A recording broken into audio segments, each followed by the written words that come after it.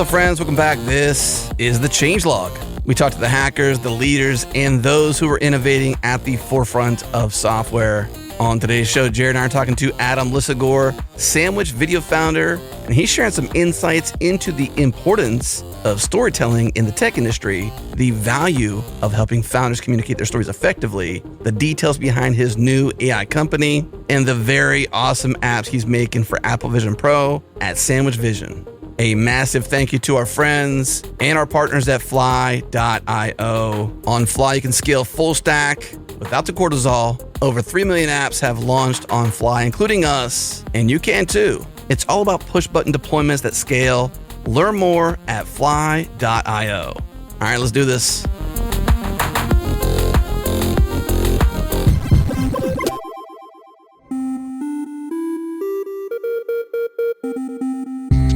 Hey friends, I'm here with a new friend of mine, Shane Harder, the founder of Chronoter. Check them out, chronoter.io. They let you keep tabs on your cron jobs, Linux, Kubernetes, Apache Airflow, Sidekick, and more. With over 12 open source integrations, you can instrument all your jobs no matter where you're running them.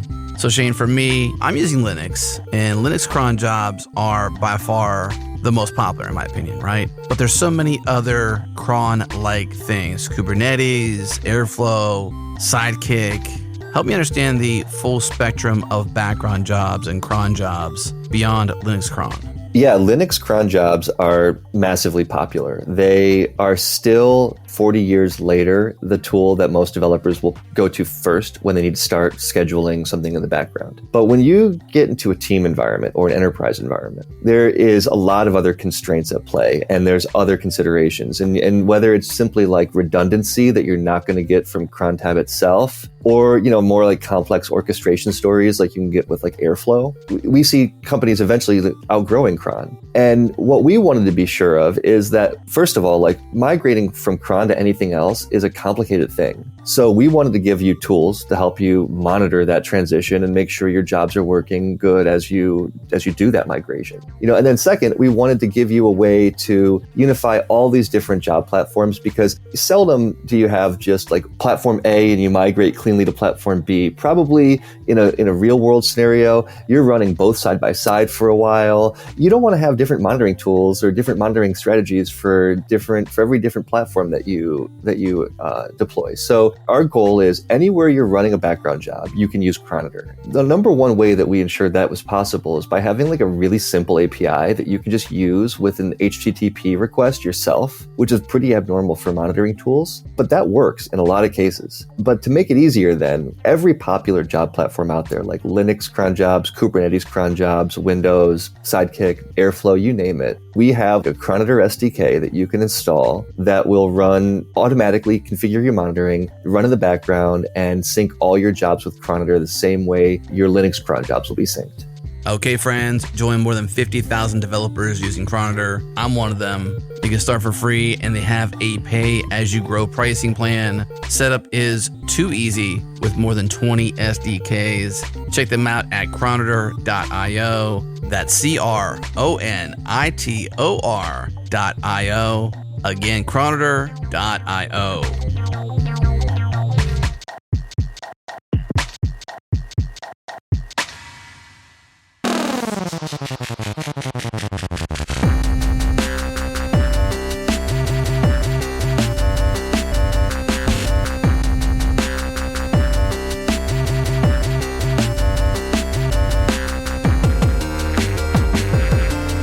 Well, we're joined by Adam Lisagor with Sandwich. It's so cool, Adam, to see your face, but not inside of YouTube or inside of a real TV on like broadcast television, as I've seen you on multiple commercials during your career. Welcome to the Changelog. Thank you so much for having me. It's really exciting. And yeah, I used to be, there was a few years period where I was on every TV and every gym and sports bar as the TrueCar guy.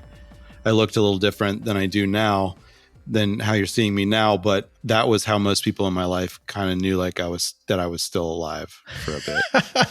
That's how you keep in touch. Like, oh, he's still out there doing stuff. Yeah. Well, that's actually how I knew of you in the first place. I know of Sandwich, your company, Sandwich Video, is a lot of technologists know in the tech world. That's how I knew of you. It was like not so much the TrueCar guy, but this well acted, but also quite dry humor actor that was also the company owner and the producer and the director. It's like, how many things can you do so well, you know? Oh, I appreciate that. It was a very confusing time because I would especially early on, I would just get mistaken for the founder of whatever company I was shilling often, which could go really, really well. Yeah, that's be nice, actually. It could go really, really well, or if it's like Square or Robinhood, but it can go really, really poorly if it's like the coin card that everybody paid money for and then just kind of the bed. Right.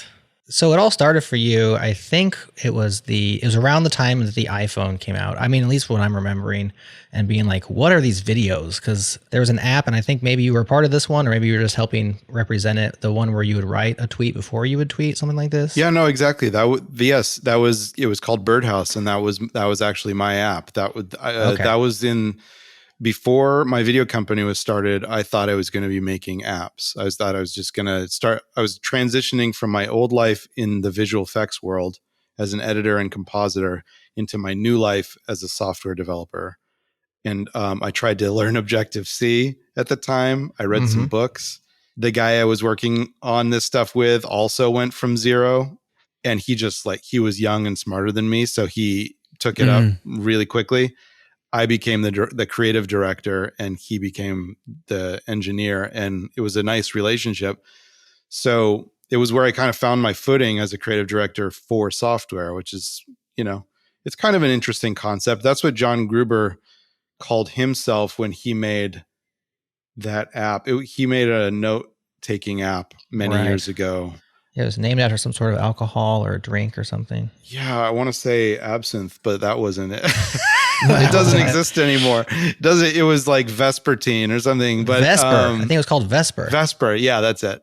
Okay. But he called himself the creative director of that software, and I think it's fitting. I'm of this mind right now that all media is becoming tech, and the lines between tech and media are very, very blurred. So it's actually a benefit to the benefit of people in both realms that we sort of can cross over into the other.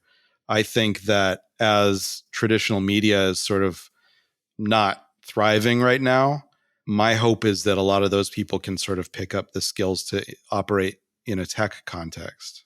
Can you explain that? The tech aspect that you just shared, like give us a bit more to what you mean. Yeah. So my premise behind this, or the thesis, is that film production, getting a lot of people together, sometimes hundreds, to shoot something and commit it to film in the abstract, and then put it together so it's entertaining and beautiful for an audience, is one of the hardest things that you can possibly do. And I think people outside our world don't necessarily know that. It's like architecture, but in real time. Like 100 high mission critical decisions have to be made very quickly, and they're linear. So one thing can't happen until the last thing was done.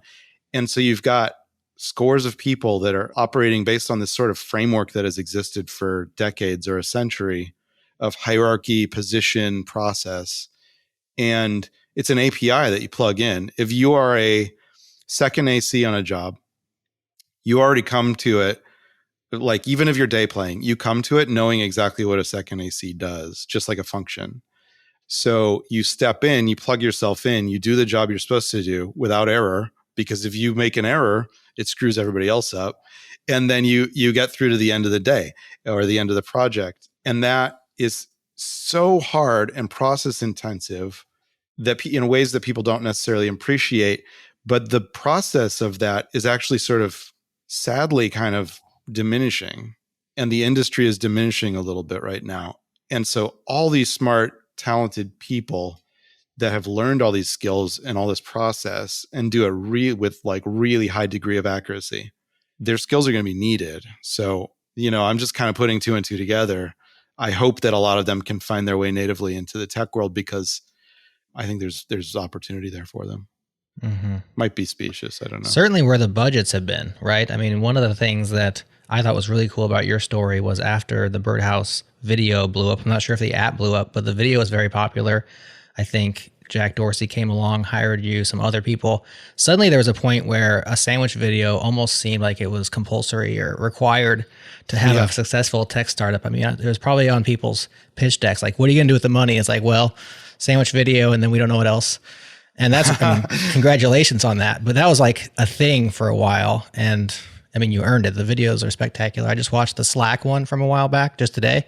And I was like, very compelling. I mean, punchy, entertaining, funny, but also very well like describes Slack's advantages over what everybody else was doing, which was email or Skype or just random stuff. And the budgets were there in tech for a long time. Of course, things have started to change a little bit. Big tech still has the money. Small tech doesn't have quite as much money today as it did. But are you saying like that this industry, like the film or the, you know, that industry is diminishing? Is that budgetary? Is that interest? Like, in which ways are it diminishing? Are you hoping that tech brings the budget back to video? I don't know if that's necessarily going to happen until this wave sort of matures a little bit more. I think we're at the beginning of a new tech wave in sort of build mode where there aren't a lot of budgets or resources, so belts are tighter. You know, I've been doing it for 15 years, so I've watched the cycle kind of happen a few times. Towards the end of those cycles, the budgets expand, and you know, we're flush with resources to play with big toys. Right. That's when it gets boring, actually, in tech, and it's most interesting right now when there aren't really resources.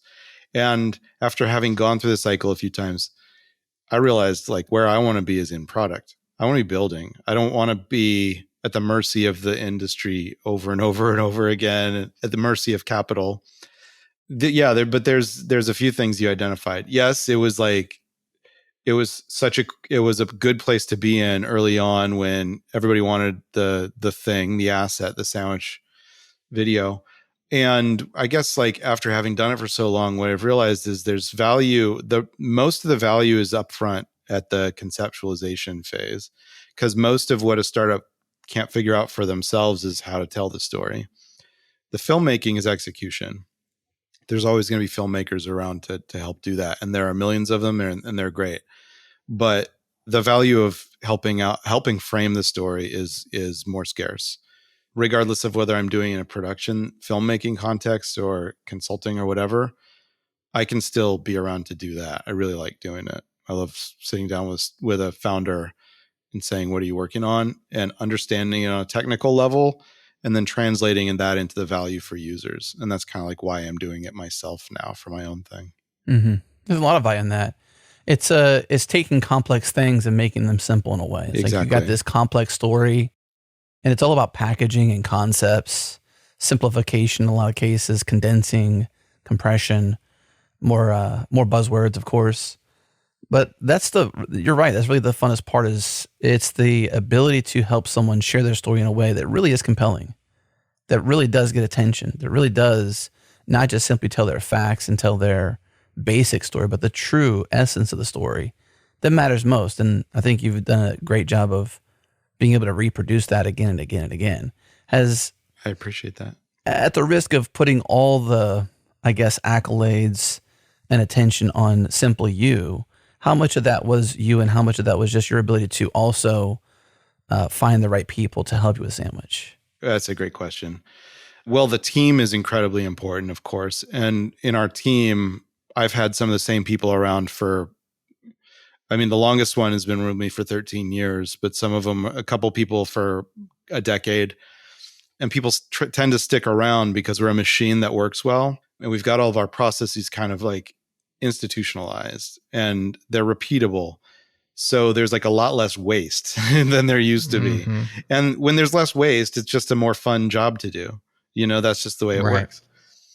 So the machine is going to keep running. The client base also makes it a good job to have. Again, because we've been in that position of like being a scarce asset that a lot of people identified as valuable. We were in a position to self-select, like to select our client base early on. And, I hoped it's just like you want to take on the projects you want to work on. That's just kind of how it is. It's like casting I'm always with the metaphors, but if you're making a movie, you want to cast the actors that are your partners that are going to represent the story well. Our products in the videos that we make at Sandwich, the product is like an actor. It's like a character. So we need to be working with the best product in order to tell the best story. So some of it is out of necessity. If we get an inquiry from a company that's working on something that's not that interesting, and I see that it's going to be a slog to tell the story, and then on the other side of it, not actually provide that much value, that's one that I probably would have less motivation to participate in. Yeah, because your brand's on the line too, right? Like every video is a representation of what Sandwich is capable of, really. And Right. one off video or one thing that's like off brand is like, well, that was not a Sandwich video. I mean, I see all the right people in there. I see the right kind of coloring and framing and angles or whatever, but that wasn't a good story. Isn't that weird how that happens? I love that you said it too, because it definitely happens.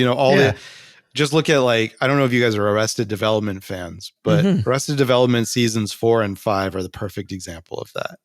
Right. For whatever reason, all the same elements were there, but it just didn't come together. They couldn't capture it again. Yeah. Yeah. Almost intangible. So many thoughts around that. Going back to the process and the streamlined, like the well-oiled machine, of course, everybody wants to work there. But as a creative person, there's something, I don't want to say constrained about that, but I guess maybe boring to a certain extent. Like when you're trying to create entertainment plus sales plus all the things, right? Aren't formulas the worst? I mean, I'm sure at a certain point you could tell us the formula for a compelling 2-minute thing, but isn't that boring? And to be honest, no. And that's what keeps it fresh is there is no formula. If you asked me, what about are there ingredients? Not really ingredients, but principles. I think there's a difference. Ingredients would be things like make sure to have the actor stand in the center of the frame, make sure that they show the product within the first 5 seconds, that kind of thing. Those are ingredients. But principles are things like signal to the audience that you care about their time and respect their intelligence. And there's a big difference between those two things. And there's tons of ways of doing that. Yeah. Most smaller video companies probably work with from a standpoint of ingredients more. And we operate Sandwich as a creative product more it's a framework, but nothing is repeatable. And everything is repeatable, but nothing is formulaic or systematized in that way. So that's the most fun part of the job, actually. Is get on a new call, a new intro with a founder, and I say, tell me what you're working on. And it's always going to be a new thing that I've never, and there's bits and pieces I can always recombine from the past experiences of, this reminds me of this plus this. Even today we were working on a script that was this is a combination of, we did something for an app called Broadcast News early on that was MSNBC did a news app, this commercial. So it was this is broadcast news mixed with Mighty. And it was, when you can call back from a portfolio of 900 projects that you've done, then it's easy to start bits and pieces of each as breadcrumbs, but they're not intentionally mixed and matched. It's just it happens. Yeah, organically. Yeah. That must be challenging too. I've had many conversations with founders in many respects through podcasts. Our ad spots include founders in a lot of cases. The way we produce our ad spots are very, I would say, in the narrative realm versus simply tell the facts and figures and hope they go and sign. It's more what is your story? What hard problem are you trying to solve? How are you actually helping developers get along or get further or products be better? But there's times that I'm a little let down by their ability to communicate their story. And it's really kind of sad whenever they just can't. And I'm like, wow, how are you so good at this? But then you can't tell your story, or it's even still coming together. And it's well, I really just want to tell you you're premature. You should go away and come back a few months from now because you're kind of wasting your money.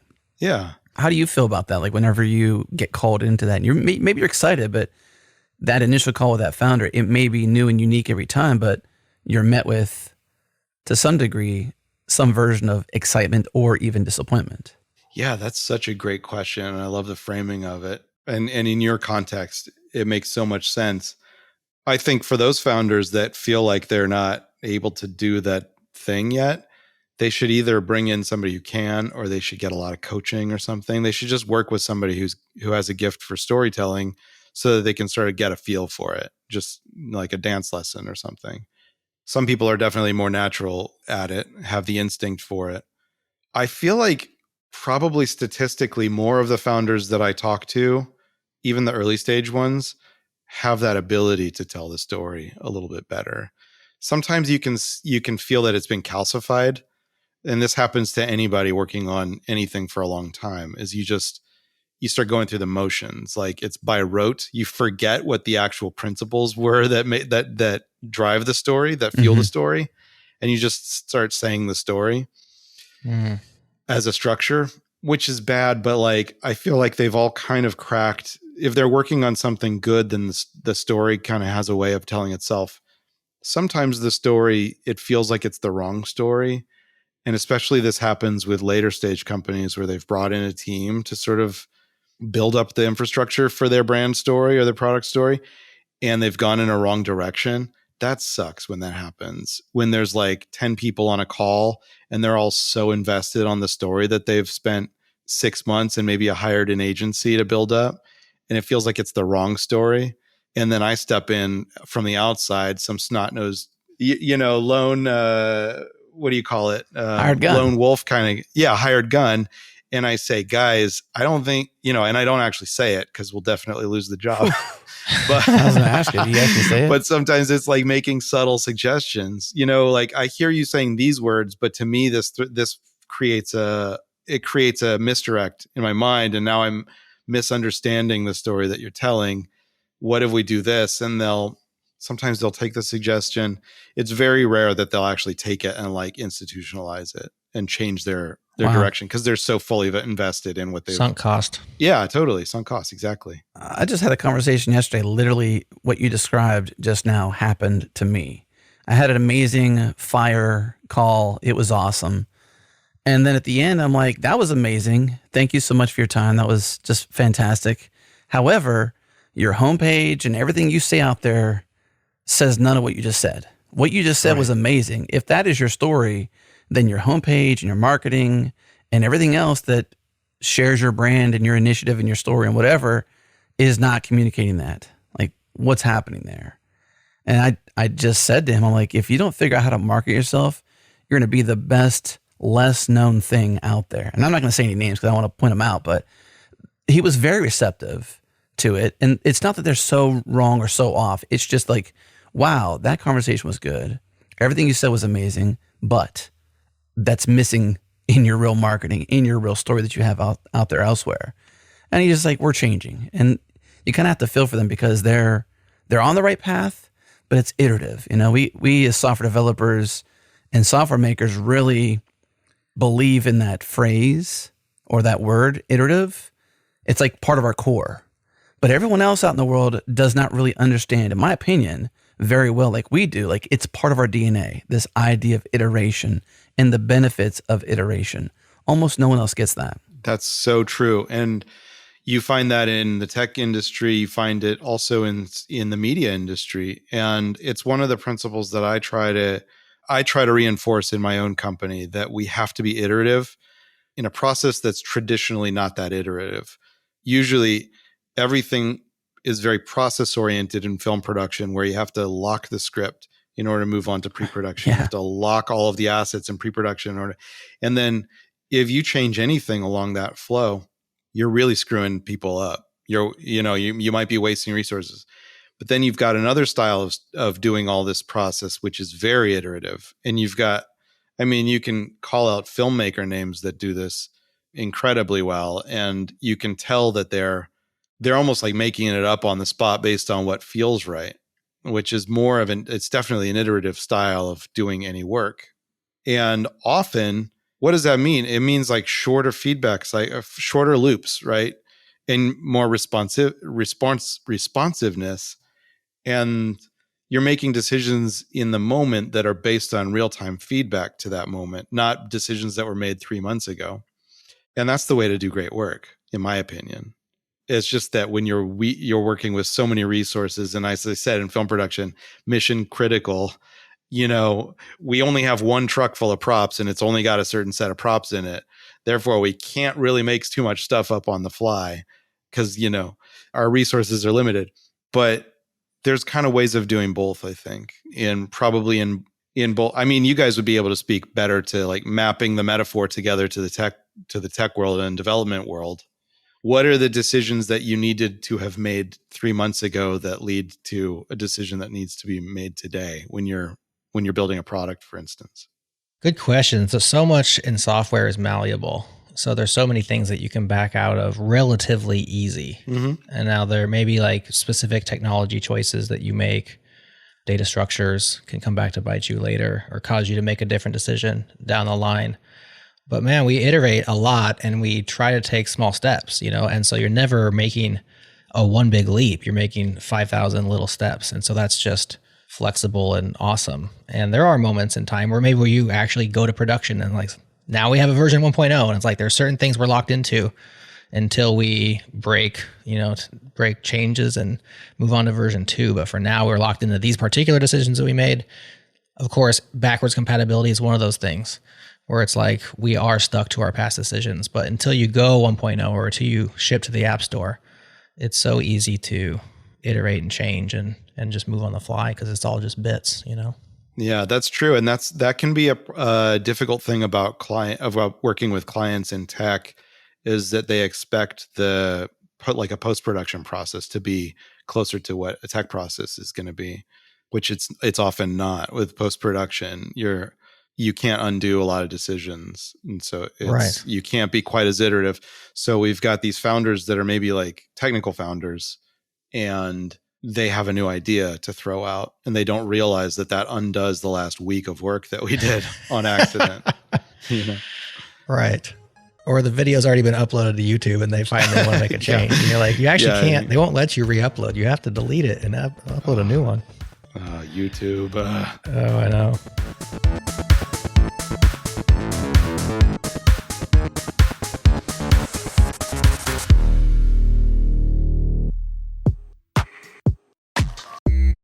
Hey friends, I'm here with Brian Clark, VP of Product at Neon. We use Neon. We love Neon. So Brian, you're both a fan and a listener of the show. So you kind of know what our shows are about, who we reach. And of those folks that listen to our podcasts, what do you think they need to know most about Neon? I think the thing I found in talking to developers is that they really don't understand database branching. Sometimes they'll say, is it expensive or is it slow? Or like, I don't really understand where it fits in. And so we're changing the face of it a bit to like maybe focus less on branching because that's the tool and more on like maybe calling it database previews. So you can better see how it fits into your development environment. The more people can understand, oh, I get it. Like, hey, any changes you make, they don't affect production. Like this is a separate copy. The cost of those changes is only the difference between production and whatever changes you made. So if you deleted a bunch of things or added new data, things like that, you're only actually paying the difference because we use copy on write. So I think it's like these sets of things is what I have the team really focused on. Getting people to really grasp database preview environments. And then like, what's the advantage? And like, can I use it in my system? And that's where I'm like, yeah, like you should be taking this system on. Like this will increase your confidence. It doesn't cost a lot. It's super fast. That idea isn't out there. And I think it's because it's not in most products. Most databases don't have this kind of integration. Okay, so a concern I've heard out there is why not just run Postgres local? Why database branching? Why preview branches? However you want to frame it. A serverless, managed, in the cloud Postgres may be more latent or slower than a local copy. It may cost more. There's more storage. Debunk this. Help me understand the true cost, the true speed. Lay it on me. So in a pull request, like a preview environment, this system is fast. So Neon databases spin up in 500 milliseconds or less. You're not affecting the speed of your CI/CD system at all. The copy on write for our storage means that there's no actual operation. It's like a kind of a null operation when we create a branch. You instantly have access to the production data, but nothing has changed. Only until you start writing do we actually save the differences there. Yeah, you're not paying for extra data. It's not like you're creating a fork and then you like allocate a whole other 200 gigabyte storage system and a whole other separate compute. We attach compute directly to the original storage. Yeah, those things are super fast, and that's in the pull request environment. For the most part, on your desktop environment, your laptop environment, you won't notice a slowdown there. And you can do reset and things like that. So you can make a bunch of changes. You can use our CLI and do branch reset, and it'll just reset with whatever the parent branch was. But I completely understand the need for people to want to have a purely local environment, and I want to get there. So Neon is super fast, production managed serverless databases that are basically never idle. They wake up in less than 500 milliseconds. That's fast. It's managed, it scales, it branches. What else do you need? Learn more at neon.tech. That's neon.tech. Neon.tech.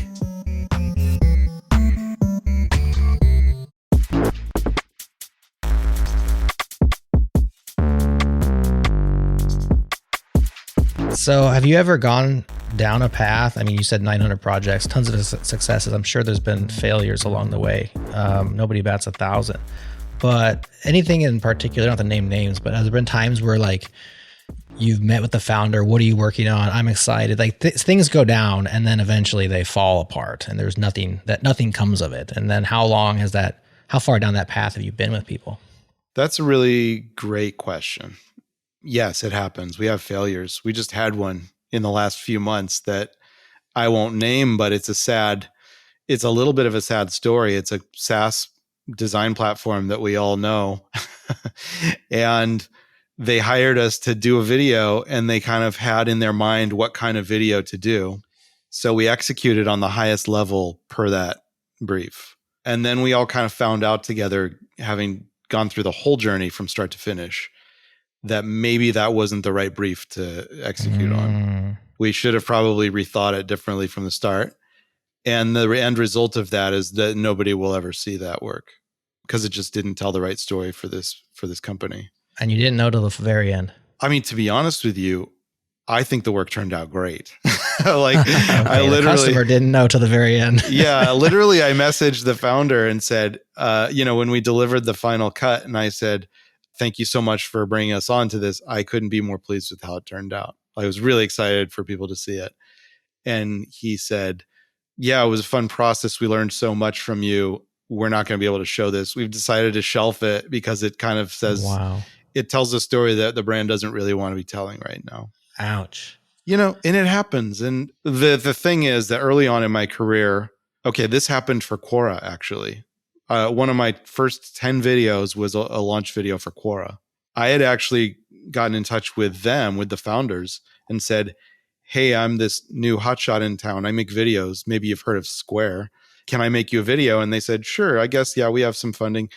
And then I made them the video. And it was a really hard video to make. Turned out cool. And then they just 3 weeks after sending it, they got back to me and said, yeah, we're not going to be using this, but thank you for your time. They paid for it, whatever, it doesn't matter. When that kind of failure happens in your first, and you've only got 10 projects as a body of work, it really hurts. It really, really stings. 1 out of 10. When it's 1 out of, this many hundreds, it stings less. And we weren't at fault. Accountability. Yeah, that makes it a little better, right? Yeah, a little bit. But yeah, there's failures. We all fail. What kind of checks do you have in place to potentially prevent that? It's a gut, and a lot of it comes from, I would say, as the person who's mostly responsible for the output of the company, I'm the one who has to be constantly checking in with the process and saying, is this going to be providing the most value to this company that's paid us to do the work? Is the audience going to receive this as we had intended? And if not, then how do we fix it? How do we adjust or iterate? And we do actually do quite a bit of that adjustment and iteration. Mm-hmm. It's very rare that there's a one-to-one through line between your original intention and the final result. Very rare. Sometimes it happens, and it's a beautiful thing. It's especially sad when you get to the end. Like sometimes the process is the product in a way, even for them, like these versions where they don't ship it, they, like he had said, I learned so much. Thank you so much. I'm curious that they came back and hired you again when they got their stuff together, basically. But, sometimes you can't help them until you go through the hard work. And sometimes it is telling the wrong story so that they can learn what the right story is. And hopefully they come back to you and say, hey, Adam, can you do that again, but with the right brief or the right story? Well, we've done that a few times actually, and it's an incredible thing. But what you just encapsulated was so perfect about the difference between good client services and bad client services. Is the client services is part of the product that you're selling. Like whether the client believes that you went through a good process, even if the result wasn't awesome. Mm-hmm. And it's happened a few times where, and I'll give you an example, Mixpanel. They were already a huge platform when they came to us, and they hired us. It was during a time when I was overwhelmed by too many projects and stuff, so I couldn't dedicate my focus to everything. And I figured, oh, this is kind of like, it's a very technical SaaS platform for developers, not necessarily something that I need to devote all my creative attention to. And the first version of the video that we made for it was absolute crap. Just like, you would never believe that it was Sandwich that made it. It was, and the director was this like very, very talented feature filmmaker who's recently made a film, like a horror film that a lot of people saw. And like he directed this thing because like sometimes, feature filmmakers do commercial work and it's fun for them. So the video turned out crap. And then the client said, this isn't great. We're not going to use it. But to his credit, Suhail, the founder, came back and said, so how can we do this again and make it good this time? And we did. And like, we came back and we made a better one, like much better. And with my, I was more focused on it. Turned out great. We've worked with that founder multiple times since on his different companies. We're working with them right now. It happened on QuizUp also. QuizUp was like a fun quiz app for iOS. The first video we made for them was super fun, delightful, but ultimately like not that good. It told the wrong story. They didn't love it. And they said, how can we do this again? And we did it again, and it turned out great the second time. And that's just a matter of like that trust. Yeah, I guess you've engendered that trust with your client for them to say, okay, it was good. We learned a lot. This is iterative. And now we're doing it version 2 instead. Yeah. I find that consensus, as best you can get to it, is what establishes trust to some degree. Like it's the baseline. Like if you think you got their story and you just go in your own marching orders with no consensus on what those marching orders are, and you create and it's wrong, not that they have to bless every emotion you take, but some version of a source of truth of what is the mission, what are we trying to actually accomplish, what is the goal, so that it's a shared consensus direction versus like, hey, we're the smart people, we're the creatives over here, let us just do our work and leave us alone and just tell us what you need to. I find that personally consensus is like my silver bullet to like not failing. I mean, I can still fail story-wise or still fail in other ways, but I haven't failed the process of what the goal really is. Because if they're not involved, they also don't collaborate or can't collaborate. And then it's just you lone wolfing, like you said before, doing what you want. And that's not the point. The point is the collaboration. The point is getting out of them what they can give you so that you can distill and can create the concept and can repackage their story in a way that is truly interesting. Yeah, that's exactly right. It's visibility. Consensus is the perfect keyword. Visibility, transparency, and inclusion in the process. And luckily the tech and the pipelines have the ability to give us that. Like we can collaborate in different ways, in ways that we didn't used to be able to. And like old school agency model was you step away for 6 weeks and then you come and you do a big presentation in a boardroom and they react in the room and then you take their notes and you go back for another 6 weeks. And like that's just not sustainable at all. It's a bad way to work. And now we are in Slack channels with our clients on almost every job. We're always telling them, this is the process. This is the decision we just made. What do you think? Any input? And I love that way of working. I really do. It's scary though, right? Isn't it scary to be like that? To be that vulnerable and I mean, I suppose if you've Well, got that's the right risky, kind of, though. a risky, I was thinking a little fear because like you've always got your creative heart on some version of a sleeve, even if you don't take it personally, because it's like you're kind of always just out there with the truth, you know? I mean, which is fine, except for like it puts you in the ability to say yes or no, or that's not good. I suppose that's good feedback, but it's kind of scary. It's to be that vulnerable. It is. It causes us to be more mindful about our reactions in real time, though. And I'm going to lay it out on the line for you. Last week, I had a bad day and I got testy with a client in the Slack channel in a way that like I got so reactive to the input that it caused me to communicate badly. And the next day I was writing apologies, you know, and even having done this for so long and promised myself that I'm not going to let any of it get to me because it's just not worth it. You know, it's like, it's just commercials. Who cares? But still, on a bad day, if you catch me in the wrong place, I'm going to have a sharp, bitey reaction to something and I'm going to communicate poorly. So I guess it's just like the takeaway here is just if you're going to expose yourself in that way in a Slack channel and be always open for that feedback loop, you got to be mindful about the way you communicate in order to capture all the value from it. Mm-hmm. Let me give you one piece of advice then, and this is something I tell myself, and that's why I'm going to give it to you. Please. Is I learned from a friend of mine who's a clinical psychologist. She's a doctor in clinical psychology, and she taught me about this method called 10-10-10. And so if you're triggered or if you're hungry or if you just have some version you think you should react, do your best to employ 10-10-10. It could be 10 seconds, some way to put in time, inject time. That's why even in a unsafe scenario like a police officer pulling over somebody and they have a reaction, they're trying to buy time. Same thing here is like just buy yourself time so that your frontal lobe can catch up with your non-frontal lobe, basically. What is truly a rational way to respond here? It is just commercials. These are my principles. This is how I react to my clients.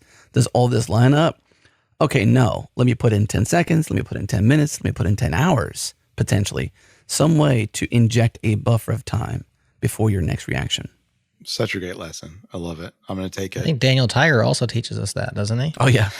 If you're feeling mad and you're about to roar, take a deep breath and count to 4. When you feel so mad and you want to roar, take a deep breath in, count to 4. Count to 4. There you go. It's so great. All this stuff comes from the book of Mr. Rogers, doesn't it? Exactly. He's so good. I had a lot figured out. Yeah. He had a lot figured out.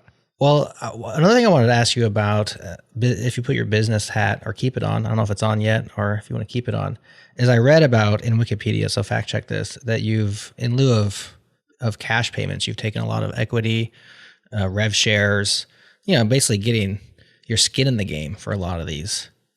First of all, is that true? It is very true. Yeah. Okay. I thought it was, but I don't trust my sources all the time.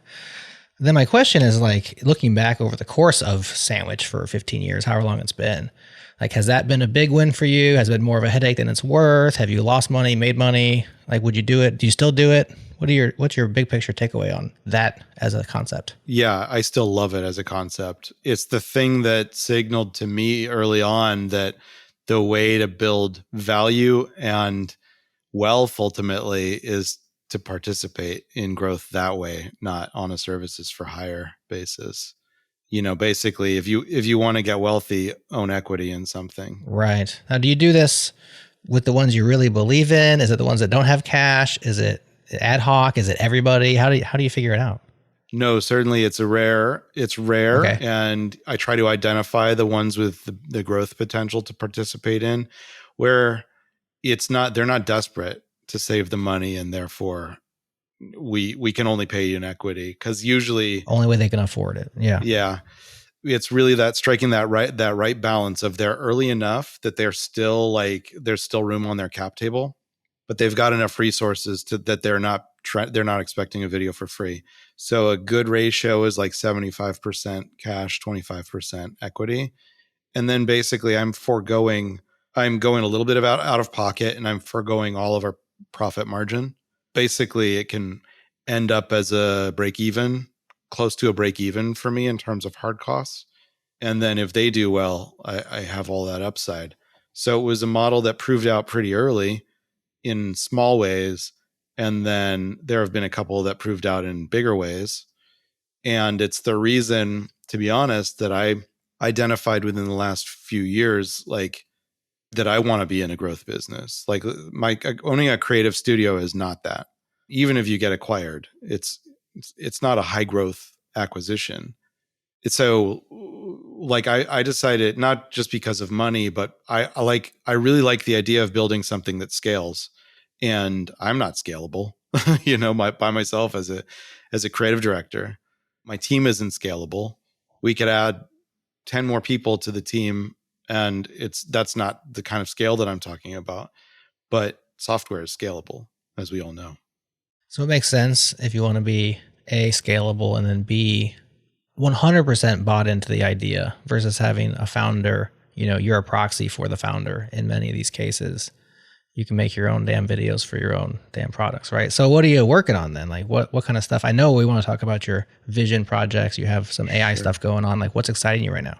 Well, thank you. I mean, I'm really flattered that you asked and that you're interested. And that I'm even here, really. So what am I working on? The startup that I've been building with my co-founder, Beamer Wilkins, for last year, who is a listener of your show. What up, Beamer? Hello, Beamer. So that's an AI startup. It's a productivity platform. It's based on the premise that a lot of people don't use AI because they don't think it's useful to them. But for me, the tool set that I use in AI, which is a very, sort of carefully curated tool set and a very manual set of processes, have 10x'd my capacity in 100 different ways for, increasing my interesting thought, my learning, my productivity. So like we've built up this framework that's based on the way that I work with these tools so that they can be accessible to a lot of people. Because I want everybody in my life to be using a very cool, comfortable, easy tool that makes AI useful to them. Like I'm so excited about AI and I love to have the conversations about it. And one of the big reasons is I think that AI provides resource to people that they otherwise don't have. And that resource can be interpreted in a million different ways, whatever that means to you, whether it's an ear to listen to you, a research assistant, a thought partner, like I said, a coach. I mean, those are all four of the main pillars on the spectrum from soft skills to like friend to hard skills like data. That resource is something that's going to make us feel a little bit safer in the world, a little bit more protected, have a stronger foundation. And whatever that resource means to the user, if that translates to them feeling even like a modicum more safe and grounded in this world than they otherwise would, then the net gain for society is massive. That's my whole theory. So I knew we set out to when I started the whole project a year ago, we set out to sort of improve processes at my own studio. So like work was easier for us to do at Sandwich, and then quickly realized, these processes aren't just specific to a creative studio. These are processes that are for doing any kind of work on a personal to business spectrum. So we started building up product in that way. And that's when it got really exciting for me to like think, wait a second, this is an easy way for anybody to kind of use this framework as a method of feeling more useful in the world. Yeah, it makes me feel good. So I want others to feel good too.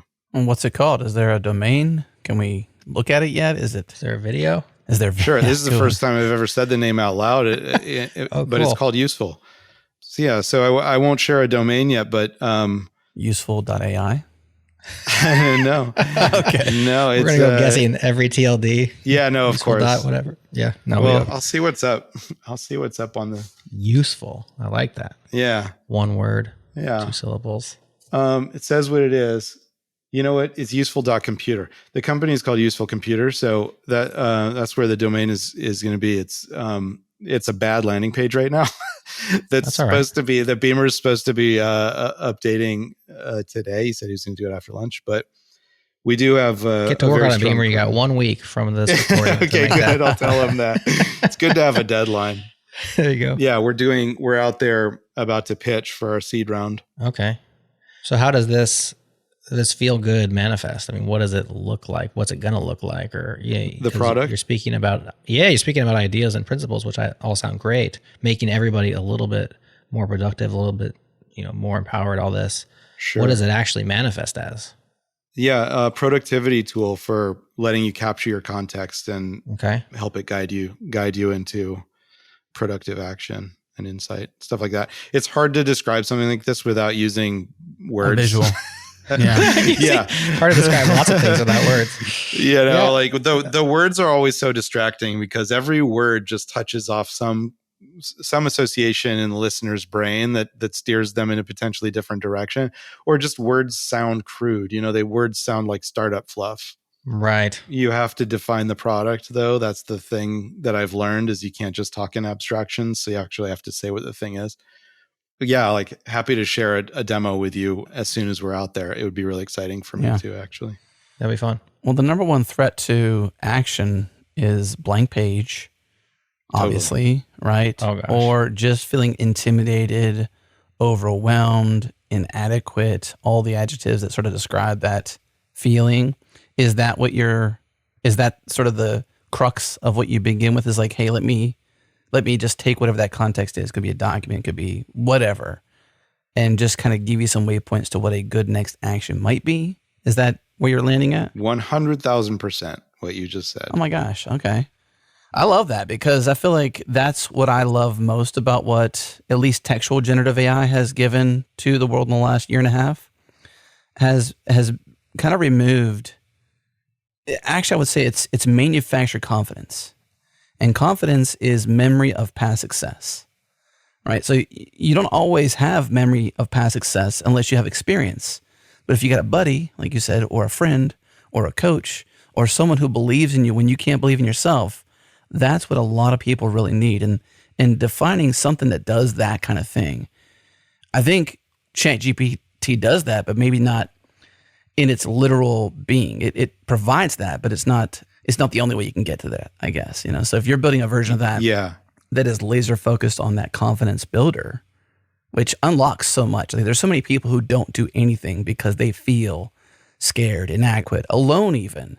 Whereas if you just had a buddy, even if it was the wrong direction, like your past videos that may have failed, they didn't land on the story. Well, hey, it at least gave us food for thought for the next time, and there will be a next time. That's right. And a lot of people's first experiences or the informing experiences of AI is that they input something, it reflected something inaccurate back to them, and that signaled a total lack of confidence rather than the opposite. It didn't reflect anything strong or true back to them. And so they said, oh, this isn't good. No, thank you. Bail. And and they bail. And the thing about these tools is that the more context you give it, the better reflection it's going to give back to you. And the models are very, very good at organizing information and reflecting it back in an accurate way.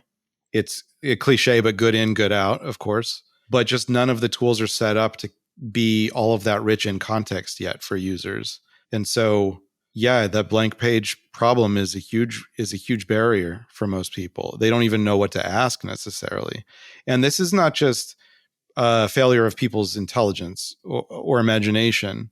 This is a failure of the tools. I've seen some of the smartest people that I know completely clueless as to what to do when they sit in front of an LLM. Yeah. Well, it was the first, I guess, wave of, I don't know how to describe it, but prompt engineering. And I feel like what you can do with useful is engineer the prompt so that the user doesn't have to be so smart or so contextually accurate. The interface to the LLM and how to ask the question or how to prompt the thing to give it back, the reflection. I think reflection is kind of a cool name too. If ever useful doesn't work for you, I think reflection could be kind of cool too. Yeah, reflection is great. Yeah, I love that idea. Yeah, of the mirror back to you. The LLM sort of tells the story back to you that it's understanding, and that can be the thing that self-perpetuates. That can be the confidence builder, or your buddy, as you said. The buddy, we all know that the best buddies are the hype people in our lives are the ones that say, "This is what I see in you. I see the best in you, and I'm going to tell you about it." And then you're like, yeah, you know what? Yeah, that sounds right. That's me. And then but the saddest thing is that a lot of people don't have that. A lot of people don't have that, or they have friends, of course, but the friends are not reflecting back at them in that way because maybe it's just not part of the relationship. Yeah. When you don't have that, you start to believe that it doesn't exist. And that really sucks. The challenge with some friends too is when you start to be successful, they have envy or jealousy and they hold you back because you're progressing and they're not progressing, or they're progressing less fast. And so they don't give you what you really should get from a friend, and they can't give it to you because of humanity, really. It's not even their fault necessarily. It's just we're humans. It's interesting how people treat that situation. I think a lot of people just make the assumption that you don't need to hear it. Like, oh, you know you're successful. Therefore, why would I need to tell you? Why would I need to reinforce it or reflect it back to you? When the truth is, even successful people need that reinforcement. One of my love languages, I don't know if I've ever said this on air, Jared, I don't know, is Please do. words of affirmation.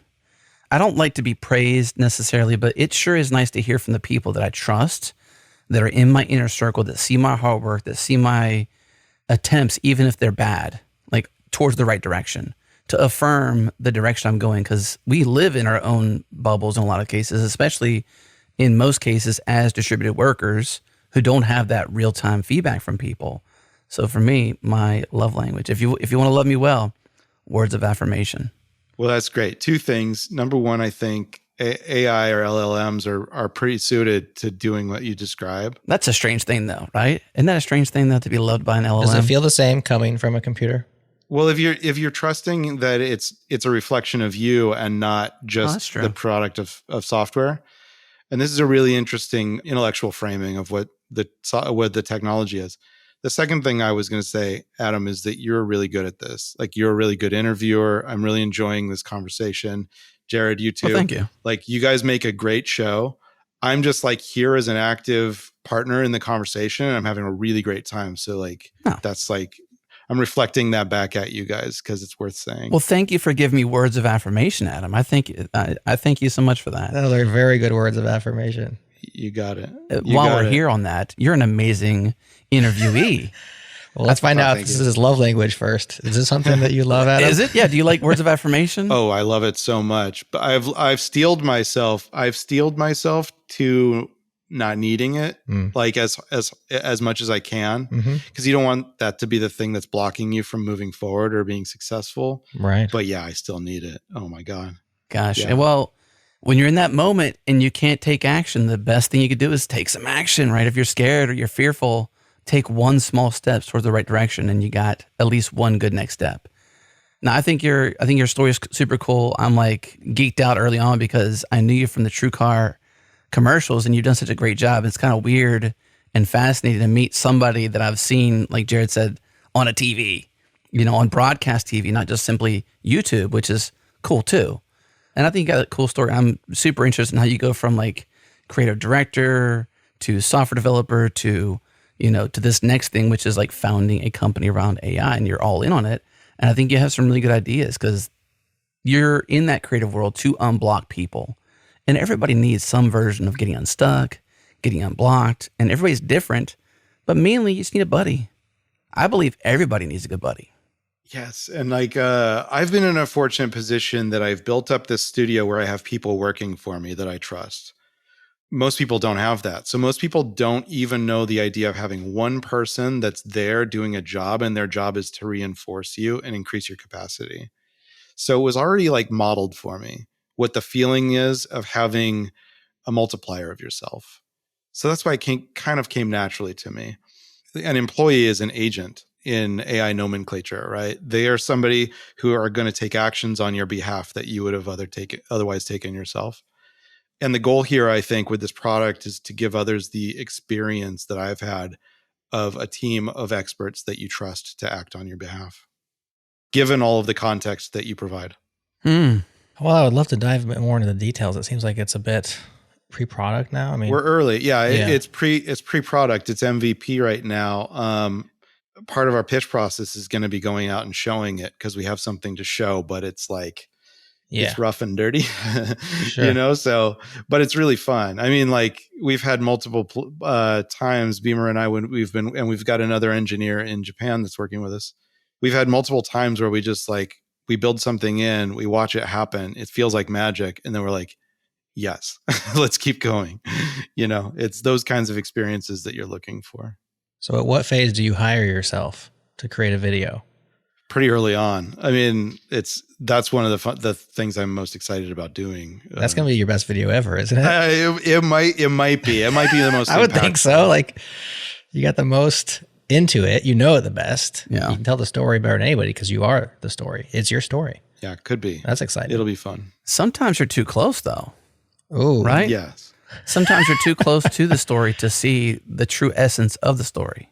True. You get all the feels and the hards and the bloody knuckles because you've been in the trenches on your own thing, but sometimes it's hard to see. I don't know.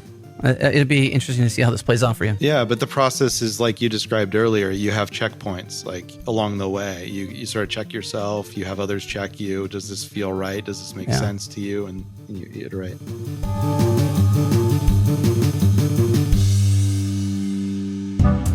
Hey friends, I'm here with Brandon Fu, co-founder and CEO of Paragon. Paragon lets B2B SaaS companies ship native integrations to production in days with more than 130 pre-built connectors or configure your own custom integrations. So Brandon, one of the challenges for engineering is obviously the backlog and prioritizing time for certain features or integrations. But then there's this other side where you gotta really learn every single API, and everything is hand-rolled, custom, maintained, and over time that kind of gets, I gotta imagine, kind of taxing on teams.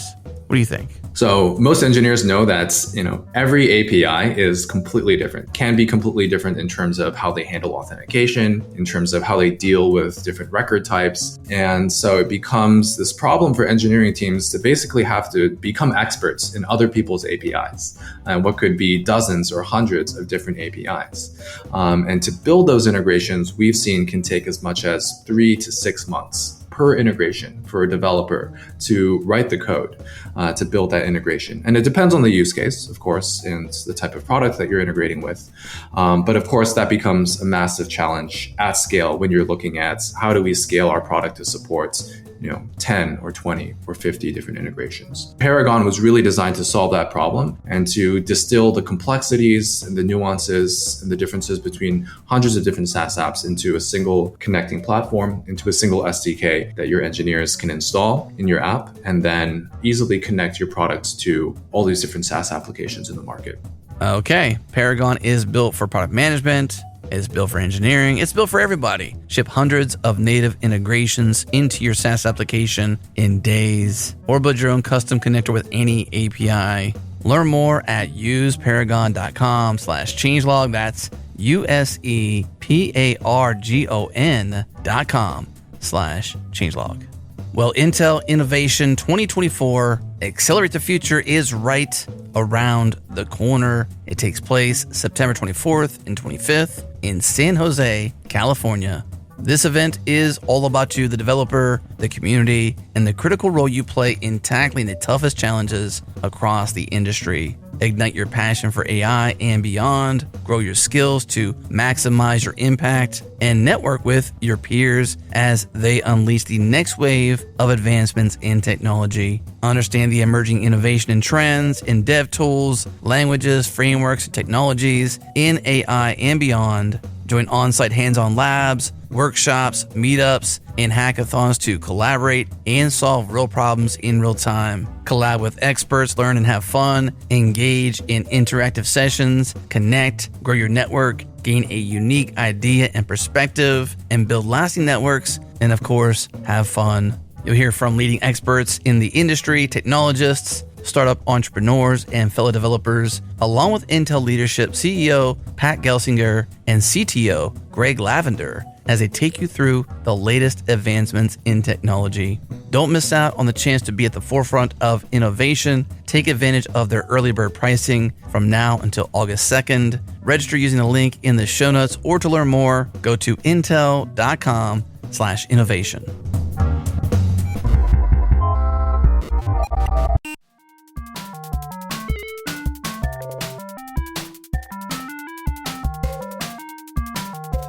Well, here's a question, and yes, this is a segue.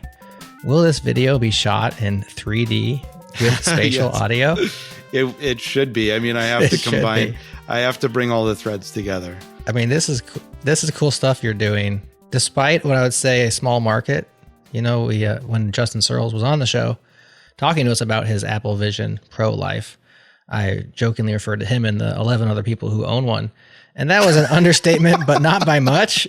It turns out I think I heard that. Yeah. they've sold, 100,000-ish units. Of course, it's very expensive, so not meant to be, I don't think, for the masses at this point. Clearly, Apple wanted to get something out there, but exciting nonetheless. And you're on the bleeding edge of it with, what's it called? Sandwich Vision. Sandwich Vision is the company, but the products that we've launched are television first and theater second. Television and theater. And so what are the two products then? Television is literally like a selection of theaters that you can choose from, put in your space, and watch your videos or YouTube on them. If you go to sandwich.vision, that's where those apps are to be found. Theater is a more immersive experience. I think of them as television being outside the box and theater being inside the box. It comes from the premise that the most compelling use case for the Vision Pro so far is those entertainment experiences. That's where a lot of the value seems to be right now, and not like productivity and things like that. Although putting the Mac Virtual Display in your space and working in it all day is great because you have a huge screen and it's just about to get bigger with Vision OS 2. But the experiences that people have responded to the most, the experiences that seem to prove out the case for the product case for this and this platform to exist, are the ones that immerse you in an experience and allow you to enjoy entertainment. So we built theater to basically deliver on that mission, which is doing the same thing that a television does, but putting you in a theater. But we realized when we shoot John Gruber's talk show live in San Jose every year during WWDC, we realized we're going to do that again this year. What's an interesting way to do that, in a new way? Oh, let's shoot it in stereo. Let's shoot it like with spatial video type thing. I wonder if we could do that and present it real time in the Vision Pro. Oh yeah, we're building an app that puts people in a theater in the Vision Pro. We're shooting this thing in a theater. Why don't we combine those and present people with the live event, the talk show with Apple SVPs, Federighi and Joswiak, and the AI guy, JG. Why don't we bring them together, put them in the audience, or put the user in the audience in our theater and have them experience it in real time while the real audience does? So we fired on all cylinders for a couple of months, making sure that experience was going to be good for people. And then on the day, we made it happen. And it was one of the most thrilling 2 hours of my life. I sat there to the side of the stage at the California Theater with my Vision Pro on, experiencing the whole show from the audience perspective From the instead of theater app. Yeah, from the theater app. And it was just like That's crazy. It was a wonderful proof of concept that I realized there's an opportunity in here to keep building on this premise. That might actually be the killer app that makes me buy one of these things. Adam finally wants one. Now I'm thinking about this because, so my biggest issue with going to the theater, especially when you have popular movies and you're going during a popular time, is getting the right seat. And I'm all about the right row and the right seat, okay? 100%. If I can't get the right row and the right seat, I'm going to skip that time and go when I can get the right row and the right seat, even if it's inconvenient. Right? Agreed. Same. And I'm just thinking, like, with this, you can always have the best seat because you can kind of choose where you're sitting, which seat you want to even be in. And maybe I want to attend a concert with folks. That's right. The ability to experience things live or seemingly live is now possible because of this. And I hadn't really thought about that. And even the TV thing is super cool too, like taking YouTube or I don't know, whatever else you can put on it, like put that on an old school TV. That's kind of cool. It's kind of cliche after a bit. Maybe it gets old. It's fun as a shtick for a bit. Well, I think it's also getting YouTube in there because Apple didn't just put YouTube in there. It seems like a gap in there overall. Is that what it is? I mean, it's not just YouTube, but Well, the demos in the App Store show YouTube. That's why I use that. Well, our app is just YouTube or your own library videos. But yeah, the only platform that we integrate at this point is YouTube. And even just getting YouTube working was pretty hard. It's a web view, and like YouTube offers up the APIs to do this for developers because it's in their best interest.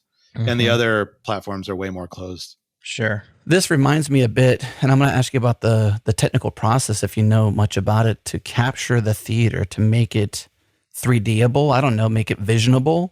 Because I'm thinking about, tell me if you've seen this movie. It's Gran Turismo. If you miss a line in the game, you reset. You miss it on the track, you could die. It seems like you probably shouldn't see it, but it's a really good movie. And the game, is it based off the video game? Yeah, it's a movie. It's like new. It's 2024 kind of a movie. It's a racing game. It's a racing game, and it's a movie after it's about the game. Gotcha. And so Gran Turismo, the way the game came about was to be as close to a video game simulator of real car racing. In the way that they photographed, or I don't know, they had like this, laser grid to capture all the cars and the sound. Like this is, I'm assuming, what you've done, Adam, which is like you've gone into the immersive details as a creative director to say, how can we truly capture the essence, not just what we think is the essence of this theater, but truly the essence, the feel of the seats, which you can't feel in Vision Pro yet. The smell of the popcorn. Yeah, I mean, like there's some stuff in there, Maybe you ship somebody like an envelope that has some smells. I don't know, whatever. But you've probably done something to capture the realness. Maybe there's somebody kicking your chair behind you, while you're in there. Yeah, even just last night. So the building, the environment that we're releasing next is called the Eagle Theater. The best movie theater in LA is called the Eagle. It's the Vidiot's Eagle Theater in my neighborhood, which is in Eagle Rock. Vidiot's is this cultural institution that's been around since 1985 in LA. It was a video store, and then they had to shut down because nobody wanted to rent videos anymore, but it still got this cultural status and so much support. So they decided to open up a movie theater, and they spent a lot of years. They built up a movie theater. It's a beautiful movie theater. They play old films. They play some new films. And it's just always such a joy to go and sit in the audience at these things. I went and saw, I took my 11-year-old son to The Running Man last night, the 1987 version. Oh, yeah. It was so fun. I haven't seen that for a long time. Right. And I thought it was a slumber party movie when I was a kid. Yeah, totally. I never saw it in an audience, but to experience that in an audience in 2024, it's an entirely different reaction. You get that. The psychological phenomenon behind it is called collective effervescence. And you can sort of imagine what that phrase means. Yeah. It's that feeling of sitting in a big, like, let's say amphitheater or concert hall, and the music is stupendous and it builds to a climax, and then the audience roars and you start to get these tingles in your head, right? It's like it's an energy that's almost palpable. You can almost feel it physically. And it's this psychological phenomenon that was identified probably a century ago called collective effervescence, maybe in the 40s or 50s. Also known as vibes. Vibes, totally. Right? Perfect. It's vibes. Yes. It is vibes. And when you're in an audience, you pick up on the vibes that you're not just getting. You're getting different vibes if you watch something at home by yourself. Or if you're sitting in the wrong seat in a movie theater, the vibes are so super off, right? And that happens to me always, Adam. Like, we take our kids to see kids movies, and I don't ever get to see grown-up movies anymore. But if the vibes are off, like, it feels like the experience of the movie is ruined for me in some way every single time I go. Like, it's just somebody talking too loud, or like somebody sneezing a lot, all these things. You're sitting in the wrong and such seat. a high rate of failure that it's almost like, I'm just not even going to try anymore. Right. Because like 8 or 9 times out of 10, somebody ruins it. Right, exactly. And so it sucks. The software and hardware now exists to make that experience way more controllable, still get the collective effervescence, really get to immerse yourself in the thing that you want to watch, and provide value to you. And that's value that I think a lot of people are going to be willing to pay for. Yeah. Especially is the 18 months out, when the consumer version of the Vision comes to market, is more affordable. There will be a market there for a lot more people to want these experiences. I have a free feature for you. I'm going to give it to you. You don't have to pay me. And if you've already built it, you owe me money because you've stolen it from my brain somehow. It is the next logical step, though. Honestly, is a buddy pass. You can call it buddy pass. I'm gonna give that to you, and it's where Jared and I can attend this thing and sit next to each other. Oh yeah. The collective effervescence or the vibes are only as good as they can be because you still have the software and the hardware, and you kind of still potentially are alone. It's a siloed solo experience for the most part to be in a Vision Pro or in this, this immersive experience. So add a buddy pass. Yeah.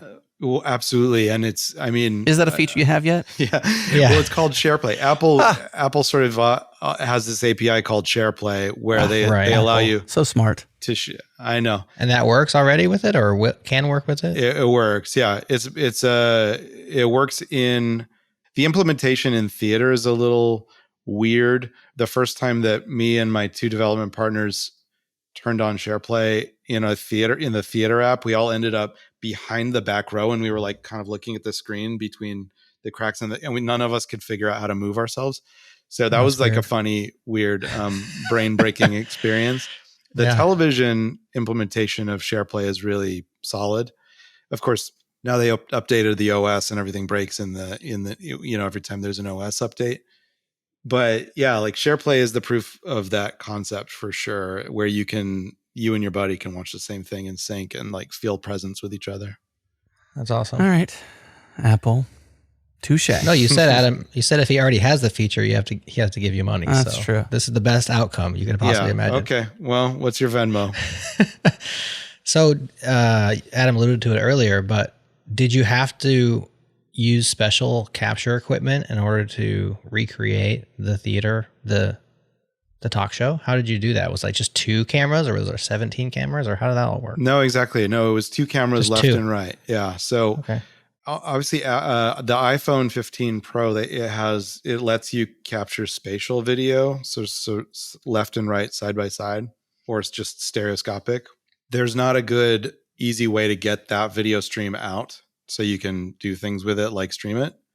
So what we ended up doing in order to try to get the highest quality experience is we used these 2 like Panasonic Lumix camera bodies, or 4K cameras with prime lenses on them, 17 millimeter prime lenses on each, and then like a very, very meticulous calibration process to align them, because alignment is everything in stereo. If it's off, then people can feel queasy. It doesn't feel real. The elements pop out and converge in an incorrect way. So it actually took a couple of hours on site to calibrate the cameras and lenses together in a very clean way. And there were Apple folks there that were kind of guiding us too. Like there were a couple of experts on the spatial team from Apple. That's because cool. they really wanted this to go well for us, as because it was for sure. That's cool. Showing off their tech. If it works, then it's their tech. Exactly. So they were there being very, very helpful. Dave and Vedant, shout out. And it went great. And the only failure point was the bandwidth out of the theater, which we had even paid for more bandwidth, but the bandwidth was so constrained that there were like skipped frames in the stream, which totally sucks. The sound was perfect. And there was this weird, it was like an insight that if the sound is perfectly fluid and present and immersive, you can get away with imperfections in the picture. That's interesting. Yeah. So like we learned so much. It was the first go. It was like a high wire act without a net because it was in front of a lot of people. Yeah. But I figured what better way to launch this thing than, get it in front of a lot of people and try to pull something off that was like really compelling. Yeah. Gotta step out on the limb sometimes, and see what happens. You do. And then you have the best couple hours of like the most risky, but also like the most memorable couple hours of your recent life, right? Like that was very exciting for you. Yeah. It was thrilling. The next time, and then we're just going to keep learning more and more and iterating. The next thing we're doing is next week. A friend of mine is an artistic director at a local theater company. Like they do, like live theater, which like nobody goes and sees live theater. But when I thought about it, this is the perfect next proof of concept. Like try to even make it more immersive. So replicate the experience that we already did with Gruber's show, do it in a different context of like the content and try to improve on the technicals of the experience. So that's way lower stakes. Nobody's going to see that. Like I'll announce it on my Twitter, but like if 5 people watch it, it'll be a triumphant success. Well, this has got me voting for the Vision Pro to become more successful, because I feel like if potentially when it reaches some version of critical-ish mass, because given 100,000 of sales with Apple scale is not compelling. The product is compelling, but I'm thinking like football, both versions, like literal American football and also soccer football. You know, I'm thinking there's like so much people who want to experience something from far away, and the best version they have is a bar with a TV. And maybe that's kind of cool too, and I totally get that. But maybe another version, or at least one more alternative, could be a more realistic, immersive version that this can provide. So I'm kind of long on this because I think that's cool, and not everybody can afford nor want to be literally geographically in the place. Because like everything about time is time and space, right? It's space time. It's where are you at and when are you at? And they can't always align perfectly. And this is the next best augmenter to that. That's exactly right. And it's funny because the keyword is access. So for some people, access means spending the $4,000 on the Vision Pro. For other people, access means you actually have a movie theater in your town. And that kind of access is being shut off more and more. Mm-hmm. Movie theaters are sort of dying. You know, they're going away. It's a shame too, because it's political in a way too. It's not just the movie theaters. Like it's also the, Hollywood in the way that they are very political with their access to their movies. Yep. There's a lot of stuff. I'm sure you're familiar with that stuff. Oh, absolutely. The industry is just evolving in such an interesting way. And I think hopefully there's this, this interesting alignment of motivation or incentives overlapping from the movie industry to the tech industry that gives access to these experiences so they don't go away forever. Is maybe hypothesizing on the business model a little bit, and maybe this is not so much the application, but maybe to the access part. Maybe you can boost some of their sales by buying a bunch and renting them. Like, would somebody rent the same way they would do a ticket? Can't be there. Send me the Vision Pro. There's a kit that comes to my house on time, and all I got to do is ship it back. You're leveraging the existing shipping systems that are there. You send them a Vision Pro. They already have it queued up, whatever it is. The account's already there. However, they just put it on, which may not actually be possible. Maybe they can, like a version of buying the ticket. They can buy a ticket, and part of the ticket sale is renting the Vision Pro. And you get ROI because at some point you cash flow positive on that thing. Yeah, I don't know. It's a little bit like renting the VCR from the video store because you don't have one at home, right? Yeah, but it's very immersive. No, I mean in a good way. I don't know that the infrastructure would be there for Apple to be able to do this, or for anybody to do this, because it's such an expensive device, and it's so you probably haven't had the experience of going into an Apple store, doing the demo and being walked through it. Not yet. But it's not like buying an Apple Watch. It's like pretty intense, like in terms of curating it for you as a specific user. I think it'll be more possible in the future with future hardware, what you described. I just found out today that Apple Business is doing like leasing programs for the Vision Pro, which is good. That opens up access probably a little bit more. It changes it from CapEx to, expensable essentially, which is cool. Mm-hmm. Yeah. Mm-hmm. Well, let's all hope for a better next version that isn't so personalized that you can rent them, because that'd be kind of cool. I mean, I'm just thinking about it. I would consider, for the right event, being a subscriber, or buying a ticket. If I can't spend the $2,000 to go to a specific amphitheater in a different town, nor take the time for the travel, like any trip takes you several days on the flight, you got somebody leaning on you, you got a hotel expense, all these different things. And like for the right thing, you're going to do it. But if the next best version of it, which is increasingly better and better as the hardware and software merge to enable it, I think there's an opportunity here that timing may not be perfect, but the thing is eventually perfect. Yeah, and you want to sort of start building early there so that you can, as the market matures, you can be ready. Mm-hmm. Yeah. I like it. So, there's a production side to it as well that could potentially be interesting. So you mentioned this theater putting on a play. Well, there's lots of plays all around the world that aren't going to be accessible to anybody unless you're local to that particular theater house, right? So, of course, Broadway is the big one where it's like, Hamilton. They could produce their 3D spatial version of Hamilton, and then you could buy it through the theater app, for instance.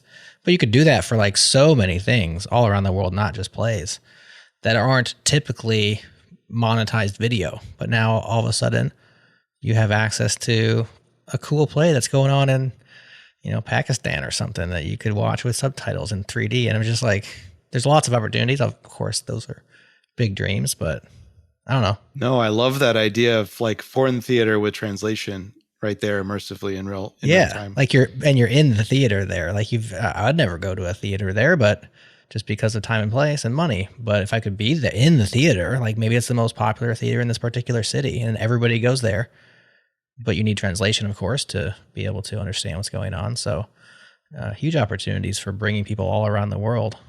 I'd even say like sought after venues. Like, oh, sure. Forgive my naivete, but like, is Fenway Park still a thing? Like, I think, didn't the Big Green Wall go away?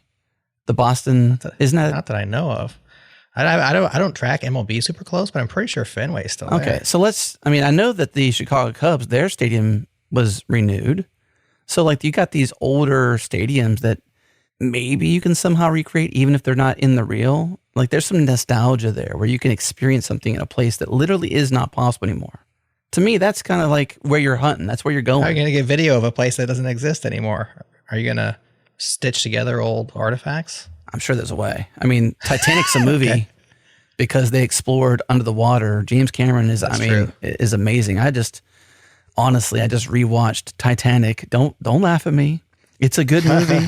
My wife was like, "Why in the world are you watching Titanic?" I'm like, because it is the feats of nature, literally, that had to be accomplished financially as well as deep sea. To produce it. It was just like, wow, to create this movie. So cool. Yeah, I mean, I think you can recreate a lot from archival materials. We rebuilt the Vidiot's Theater just based on photogrammetry, scanning it. Really? Yeah, pictures and video that I took. And I think the thing can be done, that kind of process can be done.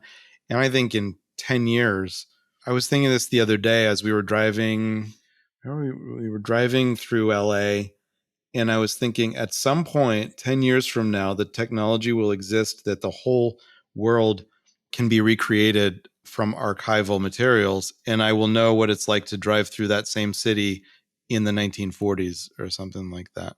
Like, I just think that will be possible, and it'll be computationally insignificant at that point. But culturally very significant. Yes.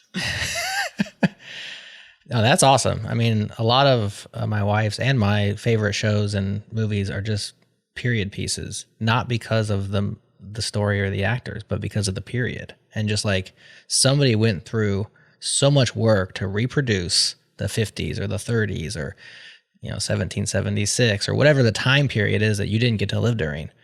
And who knows exactly how accurate they portrayed it, but some version of it is played out in front of you.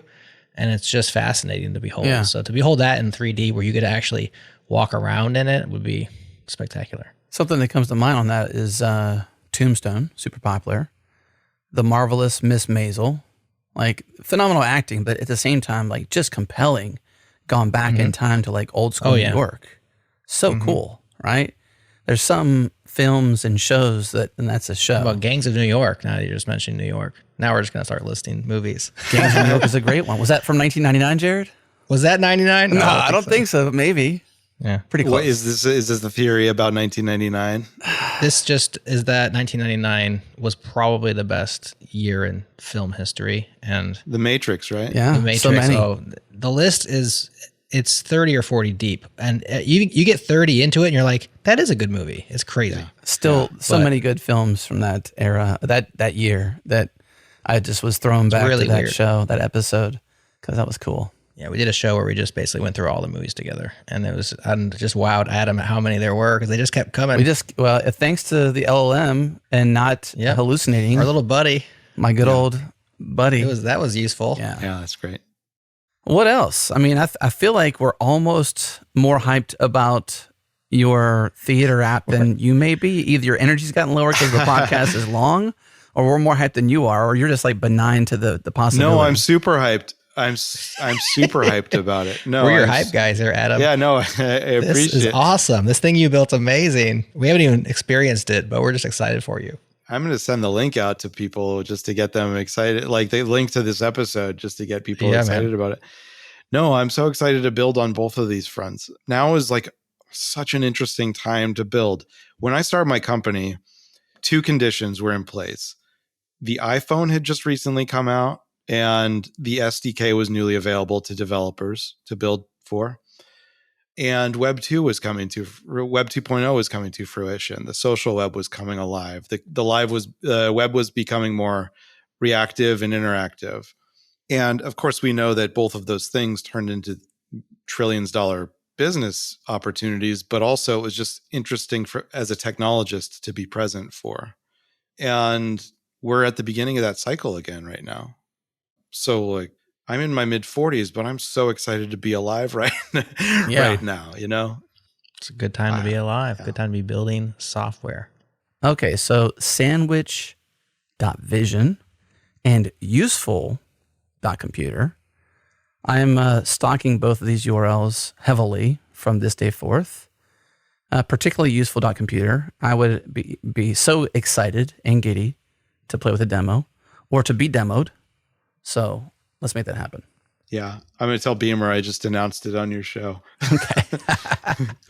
Well, Adam, it's been awesome meeting you. Yeah. Getting to put an absolute pleasure. Personality on the face, on the creator that we've known for so long, the videos. Excited for you. Excited for both on both fronts. I think Useful Computer might be huge, especially if you can bring to life what you've described to us in so few of words. And of course, a totally amazing commercial for it, which everybody is going to eagerly anticipate. And then the 3D video stuff inside of the Apple Vision Pro. I mean, I'm getting closer and closer to, finding a way to buy one of those suckers and not have immediate buyer's remorse when I could have purchased a small vehicle. It's tough, but you're making me want one. That's for sure. That's for darn sure. Definitely Gen 2. Well, let's stay in touch so I can follow your journey with it, because I really want to know when you get there. I think it's going to be an important inflection point.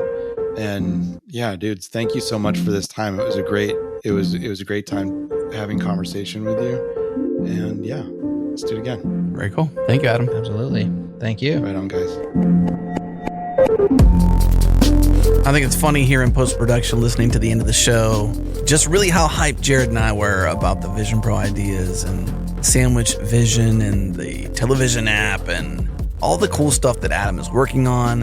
It's really kind of hard to sit down with folks like Adam who have such a passion for building and such a creative mind and the ability to build the teams to make it happen and not get excited about what they're doing. It really is. I still think the Apple Vision Pro is overpriced. I do not want to, nor will I buy it at its current price. It's not something I'm going to buy anytime soon. However, after marinating a bit more, I do think these kind of features, this kind of thing, the television application and the theater application that he's working on, is a really big deal. It has a lot of potential, and it could be the killer app that makes me eventually buy one when it makes more sense financially. Until then, I'm just sitting on the sidelines. Okay, there's a little bonus after this show that's for everyone. It's not for the plus folks, it's for everyone. Adam had a question for Jared and I that just didn't fit in the end of the show proper, so I pulled it out and put it right after the outro track, so stay tuned for that. But also we have a bonus for our plus subscribers, so if you're a plus subscriber, you get something too, not just everybody. And if you're not a plus subscriber, go to changelog.com/plus. It's better. Some say it's better. I think it's better. You might think it's better, but the first thing you got to do to find out is give it a try. Drop the ads, get closer to that cool changelog medal, directly support us, get free stickers directly to your mailbox, bonus content. What more could you want? Big thank you to our friends who sponsored the changelog. Chronometer, love Shane, love that team and what they're doing. Chronometer.io. Our friends over at Neon. We use Neon. We love Neon. Check them out, neon.tech. our friends over at Paragon. Use paragon.com.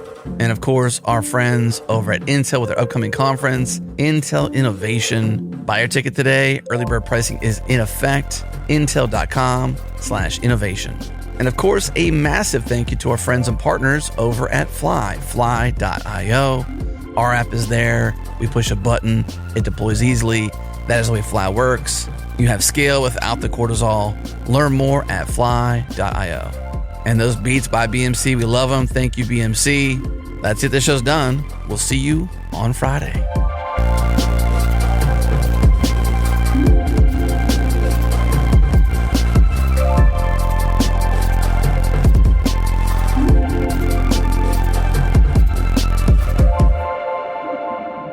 Can I ask what you guys are excited about right now in the world? Doesn't even just have to be tech.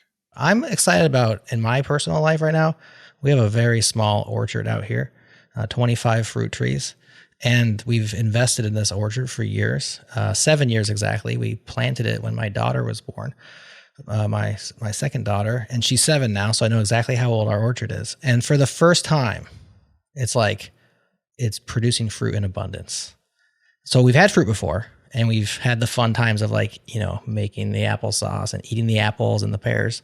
But this is the first year where it's like, we got too many apples, y'all. And that is amazing because now we can just go out and we can just give them to our friends, and we can, figure out ways of potentially selling some apples. And for me, that's really cool right now. That's so exciting and such a wonderful answer. What other fruits, besides pears and apples, are you growing? We have 20 apple trees, 2 pear trees, 2 peach trees, a nectarine, and 3 cherries. That must feel so good. And the cherries are actually the biggest surprise because they're kind of the most joyous, because you just walk over to it and you just pull a cherry off, put it in your mouth. Life doesn't get much better than that, honestly. I know. I have a tangerine tree in my backyard that fruits the most delicious tangerines you'll ever have. And so when they were in season, I was making, every morning ritual was making a tangerine juice for myself. And it was just the best part of my day. Every single day when I drank that cup of tangerine juice, I closed my eyes and sort of go through a gratitude process right? about this part of life. It literally tastes better. And then maybe not literally, but it literally tastes better. You know what I'm saying? There's something about it. It's almost like the effervescence, It's the vibes, man. It's in your backyard. It's right there. It is. It's amazing. So all right, that's my excitement right now. I'll go somewhere similar then. My boys and I, we've recently begun to fish together. So we go fishing frequently. And I have an 8-year-old and a 4-year-old. And it's the coolest thing because they both have poles.